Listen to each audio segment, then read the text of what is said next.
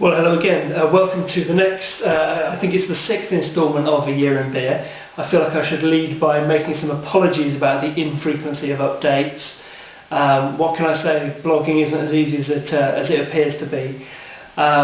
This week we were going to be talking about some more Trappist beers, specifically Chimay Red. I was going to look at a crown capped bottle and a cork capped bottle, just to kind of compare how the beers age differently under different closures.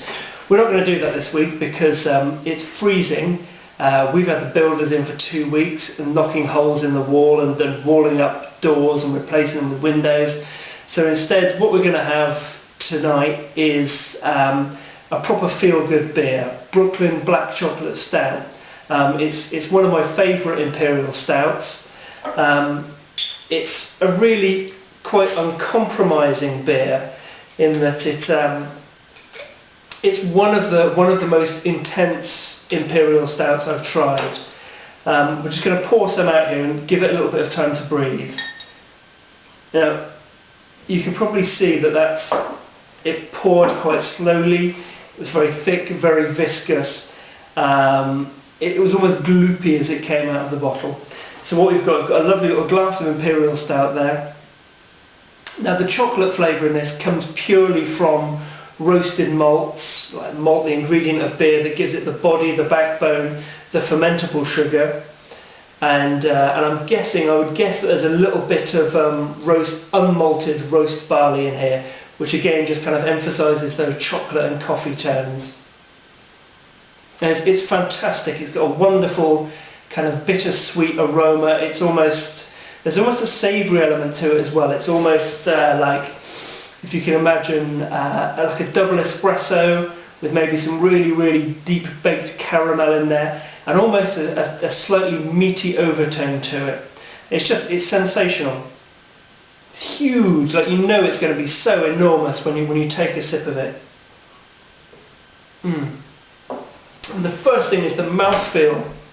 Beautiful, unctuous, just smooth and soft, fabulous. And then you get a big burst of kind of chocolate and almost like bananas in there as well, like very really heavily roasted toffee and bananas. Absolutely fantastic.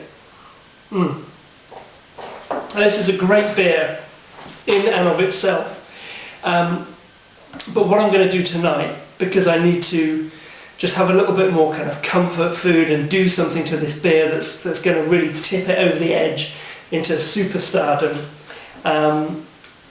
Here we go, vanilla Häagen-Dazs.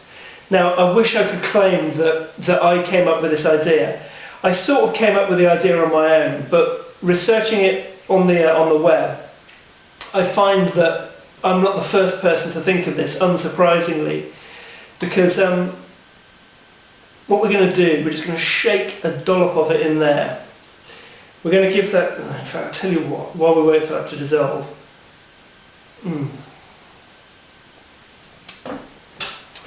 Who wouldn't like that? Okay, so what we've got the classic float going on here.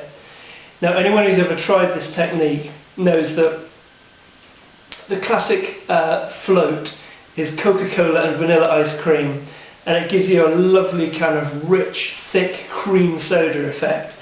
Now what I'm hoping to do is to just take the bittersweet notes of this wonderful stout. Whoa, it's getting a bit carried away there.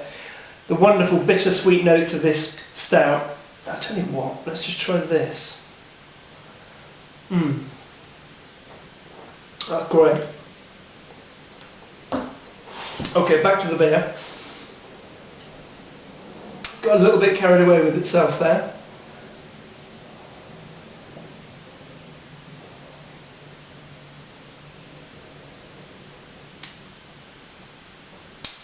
Oh, that's absolutely...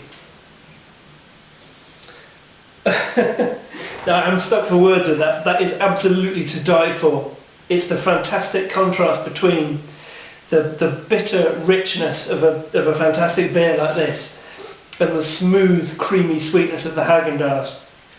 Honestly, I'm guessing you wouldn't need to use the Brooklyn Black Chocolate Stout to do this with, although it's a fantastic beer. Just go and find a really, really good quality stout, a scoop of vanilla ice cream in the top. Man, that's heaven, really. Okay, you know what I'm going to be drinking now. I'll see you next time. Cheers.